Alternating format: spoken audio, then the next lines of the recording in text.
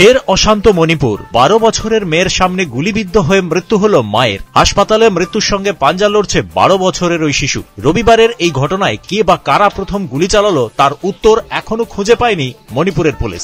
স্থানীয় সূত্রে জানা গিয়েছে, রাজধানী ইম্ফল থেকে প্রায় 50 কিলোমিটার দূরে কাংপোকপি জেলার একটি গ্রামে দুপুরবেলা হঠাৎই গুলির লড়াই শুরু হয়। গ্রামবাসীদের অভিযোগ, ড্রোনের মাধ্যমে তাদের ওপর বোমা ফেলা হয়। গ্রামবাসীরাই প্রথমে প্রতিরোধ শুরু করেন।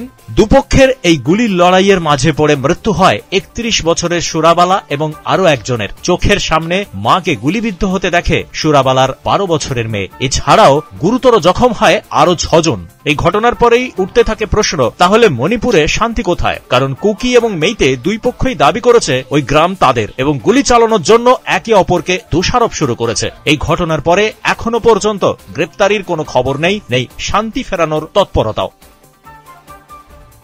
ব্যুরো রিপোর্ট, পূবের কলম ডিজিটাল।